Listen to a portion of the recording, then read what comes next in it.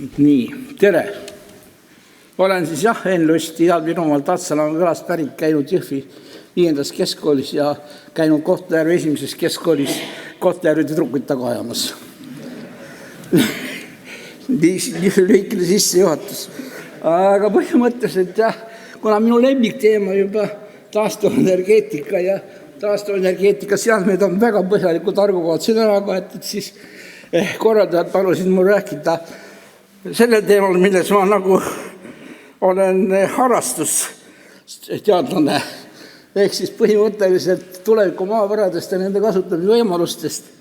Ja kui me räägime siis tuleviku maavaradest, siis vastavalt Eesti valitsuse käskkirjale võiksid nad olla meil siis põhimõtteliselt fosforiit, mis siis põhimõtteliselt võiks olla koos fosforväetiste, fosforappe ja muude kemikaalide tootmise allikas, pluss siis põhimõtteliselt veel ka harudaste muldmetallide allikas, siis on see glaukoniitliivakivi. Glaukoniitliivakivi on see, mis sisaldab hästi palju rauda ja kaaliumi, ja glaukoniitliivakivi sobib kaaliumväetiste ja kaaliumi ja põhimõtteliselt ka ehitusmaterjalide tootmiseks, alates siis valgest kuni süsimustani, ja põhimõtteliselt on siis veel olemas ka kõige suurem mureprobleem, mis meil siis selle fosforiidi ja glaukoniitliivakivi kaevandamisega kaasneb, on krüptoliitargaliit, mis on siis sisaldab füriiti ja füriit ehk fenomees 2. See kokkupuute lõhu hapnikuga, mis on niiske, hakkab oksideeruma, kuumeneb üle ja sellest läheb siis see orgaanika, mis siis krüptoliitargaliit sisaldab põlemas, ja siis saame hästi palju igasugust tossu. Alates lämmasikoksiididest, vääveloksiididest, süsinikoksiididest, fosfiinidest ja millest kõigest. Nii et seda tuleb kindlasti vältida. Ja fosforiit ehk hoomolusliivakivi kujutab endast siis käsijalgsete karbipolmet ja nende osakeste kuhjumist kvartsliimas. Ta on selline heterogeenne maak ja tema koostis varieerub väga tugevasti erinevatest leiukohtadest ja põhimõtteliselt siis apatiit on, või teda vaadetakse lihtsustatud kujul kaltsiumfosfaadina, tegelikult on apatiit ja tema töötlemiseks siis vastavateks fosforväetisteks või siis ka põhimõtteliselt superfosfaadiks või siis ka kaltsiumnitraadiks, mis on ka väga hea väetis, ja fosforappeks, millest saab edasi minna, siis moodustavad siis vastavad soolad ja kõigi selle protsessi tulemusena, kuna ta sisaldab fluoriidi, moodustab kahjuks siis selline ühend nagu vesinikfluoriid. See vesinikfluoriid on hästi keskkonnaohtlik reagent ja selle tõttu tuleb ta kindlasti siis kokku koguda ja selle tõttu siis kasutatakse teda erinevates kohtades. Eestis on teatavasti põhiliselt 6 või 5 või 7, kuidas me loeme, alamaardlad on siis Tool, see Aseri Saka, mis asub siit 5-6 kilomeetri kaugusel Saka, aga peale otse Läänemere suunas ja läheb siis edasi Aserini välja, siis on Tistre, mis on siis Tallinna lähedal, siis Rägavere, Kabala, Rakvere ja põhimõtteliselt Eesti fosforiit on umbes oma fosfori seaduse poolest keskpärane, aga samuti on ta keskpärane harudaste muldmetallide seaduse poolest. Ja mis need harudased muldmetallid on? Harudased muldmetallid on need elemendid, mis siis moodustavad sellise omaette 15 elemendist koosneva F-elemendid rühma ja need F-elemendid on siis väga olulised strateegilises maailma tootmises ja põhimõtteliselt on siis F-elementidega sarnased veel ka ütrium ja skandium, mis ei ole tegelikult F-elemendid, need on SP-elemendid tegelikult ja on nad siis põhimõtteliselt ka väga keemiliselt sarnased, need on hästi tüütu lahendada. Milles probleem? Kui te vähegi maailmas toimuvat jälgite, siis te teate, et toimub intensiivne muu maailma Hiina Vabariigi vaheline kemplemine harudast muldmetallide kaevandamise, tootmise ja tarnimise tingimuste üle ja Ameerika Ühendriigid siis on võtnud kätte suhteliselt tänuväärse rolli, on hakanud siis koordama kogu ülejäänud maailma selleks, et siis vastu seista hiinlaste diktaadile harudaste muldmetallide tootmisel, kes praegult erinevatel andmetel kontrollib täiesti harudaste muldmetallide ja nende ühendite tootmist kuskil 60–80% ulatuses, erinevad statistikad annavad erineva numbri. Nii et see on väga oluliselt. Nii, kus nad asuvad? Maailma suuremad reservid asuvad Hiinas, Brasiilias ja tavaliselt öeldakse siis sealt tulevad edasi India ja Austraalia, aga nüüd võib olla arvata ja erinevates teadusartiklites on kirjas, et näiteks Gröönimaal, Rootsis ja Norras on ka hästi suured varud, et kus nad selles üldises tabelis paiknevad, ega see polegi nii tähtis. Tähtis on vähemalt see, et milleks nad vajalikud on. Nad on vajalikud hästi paljudes kaasaegse tööstusalades. On nad vajalikud kütuseelementide elektrolüüsterite tööstuses, näiteks ka Eestis Elcogen Stargate Hydrogen Solutions, Hagaks Elektro, Estans, nemad vajavad ühe suuremas kogunes reesid. Narva supermagnetide tehas vajab nanopulbrist neodüümi ja tema juurde läheb sinna ka erbium ja terbium, mida siin pole kahjuks kirjas. Ja tulevikus tehakse ka uusi, veel tugevad supermagnetid, mis on olmiumi, erbiumi, terbiumi segud sellised ja selle superkondensaatorite uurimisel, supermagnetide uurimisel on jõutud kuskil kõrgentroopiliste sulamiteni, mis siis koosnevad 6-8 erinevast metallist. Ja saadakse veelgi tugevaid magneteid, kui on selline kasutusel. Nii, siis on, superkondensaatorides kasutatakse skeleton apkatalüst, on nende vastu huvi tundnud ja põhimõtteliselt siis, mis oluline on, puhtad 99,99 skandium ja reed on ülikallid, ülivalt defitsiitsed ja on nad universaalsed siis katalüsaatorid ka erinevad keemia ja muus tööstuses. Nii et selle tõttu on nad niimoodi.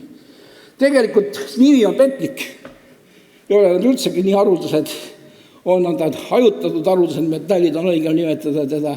Näiteks seerium ise, mis on kõige levinum haruldane F-element, tema on 25. kohal oma leviku poolest ja teised on seal võrreldavad raua, nikli ja muuga ja moodustavad nad siis selle omaette sellise sinise perioodi ja kui te vaatate siis katalüütsete aktiivsete metallidega, mis on plaatina, osmium, iriidium, reenium ja ka kuld on nad 2 suurusjärku kuni 3 suurusjärku rohkem levinud kui need nõnda nimetatud haruldased muldmetallid. Nii, kogu maailm on üles ärganud ja siit näete, kus kõikides kohtades vähemalt 20-30 riigis aktiivselt arendatakse praegu haruldaste muldmetallide tootmise tehnoloogiaid, puhastamist ja nende uurimist, kaasa arvatud ka Eestis. Ja põhimõtteliselt siis, mis on muutunud, Eestis on momendil nagu selline seisukoht on meil on kõige suurem Euroopa fosforiidimaardla, mis tegelikult ei ole võib-olla enam tõsi, pärast seda, kui rootslased oma Kiruna maardla on ära avastanud ja põhimõtteliselt toimub seal 2 uut konkurenti, eriti mis puudutab haruldaste muldmetallide tootmist on meile lisandunud. On Oslo, Norra, selle lähedal asub Mörsa vulkaani hiid Caldera ja on olemas ka siis Rootsi Põhjarooni Kiruna, kus siis põhimõtteliselt 21. aastal defineerisid norralised, et nendel on kõige suurem haruldaste muldmetallide leiukoht, aga 23. aastal ja olnud rootslased ehk head naabrid kitsid ütlesid, nendel on suurem leiukoht. Ja nad mõlemad suured on, aga kellel see õigus on, see on ise küsimus. Eestis on haruldaste muldmetallide traditsioon väga pikk, 1861 Karl Schmidt jõudis tähelepanu, et võiks hakata kasutama fosforiidijahu põllumajandustoodangu tõstmiseks. 22. aastal alustati, 31. märtsil 21 andis kaubandustööstuskoda loo uurida siis fosforiidi kasutamise võimalusi kaevandamisvõimalus Eestis. 24. aastal avastati kaevandamist, toodeti jahvatud fosforiidijahu, kuni 38. aastal tehas põles, 40. aastal alustati Maardumisas uuesti ja lõpetati 91 selle tõttu, et just nimelt seesamane kraptoliitargeliit selle fosforiidimaagi kasvatamisel sai kokku, hapnikuga läks põlema ja tossutas erinevate lämmastikoksiidide, vääveloksiidide, kõigi mürgiste gaastidega ümbritsevat keskkonda. Ja selle tõttu fosforiit Eestis on sõltuvalt leiakohast hästi heterogeense sisaldusega P2O5 diifosforpentoksiidi sisaldus tavaliselt vaadetakse ja standardiseeritakse. Ja täpselt samamoodi on ka erinevad haruldaste muldmetallide sisaldus kuskil 1000 kuni 1800 ppm-ni ehk siis milligrammi kilogrammis. Ja kui me ümber arvutame kilogrammide peale, siis on 1,0 kuni 1,8 grammi kilogrammis, mis on suhteliselt normaalsed kontsentratsioonid, et neid isegi tööstuslikult hakata tootma. Ja põhimõtteliselt siis milles probleem? Probleem on selles, et meil on fosforiidi maagi peal pinnas, pole probleem, lubjakivi pole probleem, glaukoniitliivakivi, sellega tuleks midagi teha, savi sellest ehk saame edasi teha erinevaid keraamilisi telliseid tooteid, osades kohtades leidub seal ka põlevkiviga, sellega tuleb midagi teha. Ja kõige suurem probleem on, nagu öeldud, graptoliitargeliit ja selleks, et üldse hakata Eestis põhimõtteliselt neid varusid kasutusele võtma, tuleb viia läbi täpsem varude hindamine, otsida välja põhimõtteliselt koht, tõenäoliselt Toolse maardla, mis on kõige potentsiaalsem just nii fosforiidi kui ka raudeste muldmetallide enda töötamise seisukohast, aga seda kõike on vaja hästi detailselt uurida, kinnitada. Ja kahjuks on selline läbilõige sellest olemas ja eriti probleemseks teeb muidugi see, et meil on vaja just lahendada graptoliitargeliidi küsimus. Aga see, miks meie seda tegeleme, on see, et Tartu Ülikoolis me oleme võtnud käsile uuendada harudaste muldmetallide tootmist maakidest, mis seisneb siis selles, et me ei taha teha vana klassikalist meetodit, kus me siis teeme 58-62 vedelik ekstraktsioonistaadiumit ja siis saadusalused juba kätte saadud selle harudase muldmetalli korral viiakse läbi tavaliselt kõrgtemperatuur elektrolüüs, mis saastab ka väga oluliselt keskkonda ja selleks, et kui ei kasutada taastuelektrit, siis me toodame selle täiendava koguse CO2 ja muid ja lisaks sellele kaasneb sellele väga suur veekulu. Veekulu sõltub sellest, kuidas keegi tootja teda arvutab põhimõtteliselt ja soojusenergia kulu ja kõik need samased noksid, soksid, vesinikloriid, happed, taurud, need tuleb kuidagi kokku korjada. Aga odavam, lihtsam meetod on see, et me kasutame uut kuni 3 etapilist meetodit, mis esimene on siis keemiline lahustamine, kas siis lämmastikappes, soolappes või fosforappes ja siis sellele järgneb selektiivne ekstraheerimine, et kõigepealt me ekstraheerime ära radioaktiivsed elemendid ja talliumi, siis ekstraheerime kõik need, kontsentreerime need ära ja pärast siis sõltuvalt pH-st me saame hakata varieerima neid kätte. Ja nüüd vaadake, kui pH on 1,5, siis me saame kätte kõik harudased muldmetallid kuskil 93% efektiivsusega ja pärast hakkame varieerima siis lahuste pH-d, me saame kätte võtta üksikud pH-d ja kui me teeksime selle pH veelgi happelisemaks, siis me saaksime ainult selle luteetsiumi seal põhiselt kätte. Nii et selline meetod on olemas. Me saime geoloogiateenistuse lahkel lool ka uue Aru-Lõunakarjääri selle samasse fosforiidi puuraukude toorme, rikastasime ta ära, minu kaastöötajad Ove Oll, Silvester Jüri ja kompanii tegid läbi standardsed analüüsid ja leidsime siis järeldusele, et põhimõtteliselt Aru-Lõunas on ka kuskil 1,5 kuni 1,6 grammi kilogrammi kohtas harudasi muldmetalle ja on siis võimalik teda ekstraheerida nii lämmastikappe, vähvelappe kui ka fosforappe endaga ja põhimõtteliselt on siis optimaalne kuskil 2 molaarne lämmastikappe kontsentratsioon.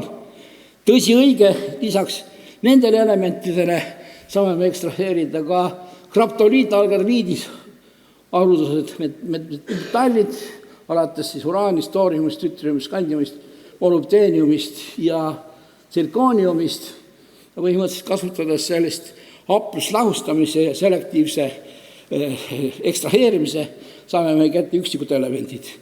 Nii, järeldused te võite ise lugeda. 2 järeldust on see, et põhimõtteliselt arukalt asjale lähenduses me saame tõesti hästi fosforiidist ja ka sellega temaga kaasavast olevatest harudast muldmetallist neid toota. Aga eriti ma tahaksin juhtida tähelepanu, see on siis 4. ja 5. On Ida-Virumaal palju lihtsamini kasutusele võetavad tehnoloogiaid. Korjame kokku päikese, tuule ja teeme vesinikku, sellest vesinikust teeme ammoniaagi, ammoniaagist teeme igavese hunniku keemiareagente. Ja teine 4. võimalus, aga viimes võimalus on see, et meil on olemas hästi paljud mahajäetud freesturbokarjääri Ida-Virumaal, mis saastavad meie keskkonda erinevate gaasidega. Ja sellest freesturvast saab väga hästi toota erinevaid kõrgtehnoloogilisi süsinikke, mis kasuvad erinevates elektrokeemilistes seadmetes kasutades katalüsaatoritena ja põhimõtteliselt saab toota ka selliseid süsinikku, mis maksab 100 grammi 10 000 eurot. Tänan tähelepanu eest. Aitäh, teeme suure aplausi.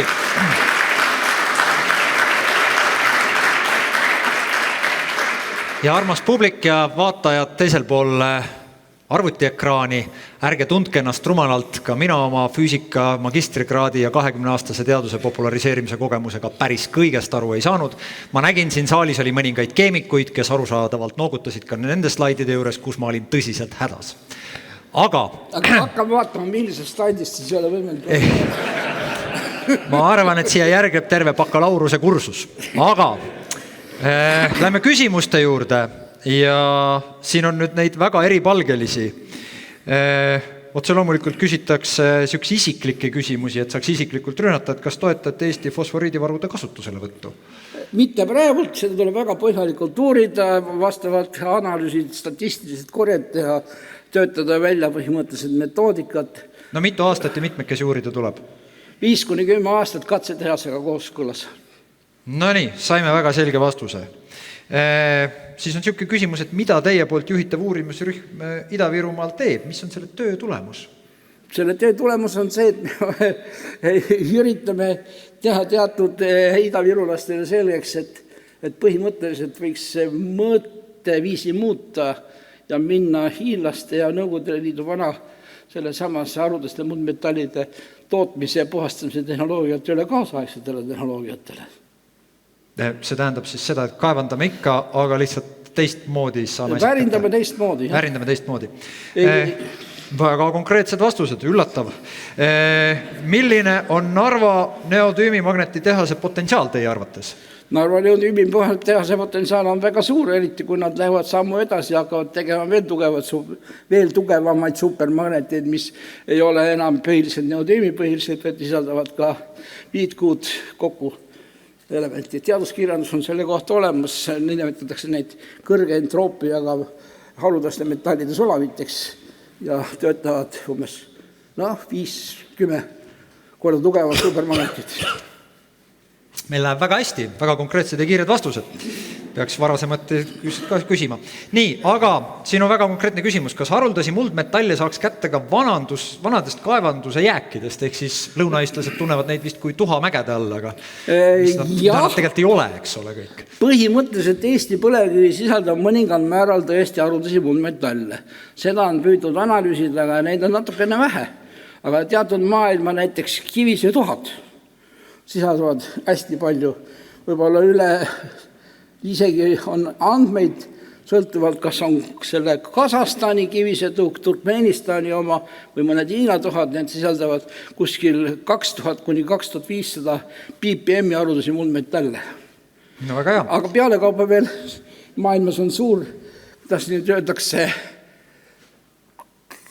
disput või selline sotsiaalne kriis või kuidas seda nüüd nimetada, inimeste kremateeritud tuhk. Vot see on midagi uut, teeme aplausi selle peale. Sisaldab ka haruldasi muldmetalle ja sealt on isegi hiinlased üritanud kätte võtta ja osa on avastanud, et see tuhk, mis neile antakse, ei ole see, mis nende omakesest. Kusjuures, ega ma ei saa aru, kuidas see kinnaks on tehtud, et see pole see õige tuhk. Nii et ma saan aru, et see probleem, et me sööme haruldasi muld või raskemetalle täis kala oma elu jooksul ja see ladestub meie sisse, ei pruugi olla probleem, vaid see võib olla lahendus. Ei, tegelikult on see probleem ainult alates teatud kontsentratsioonist inimkehas.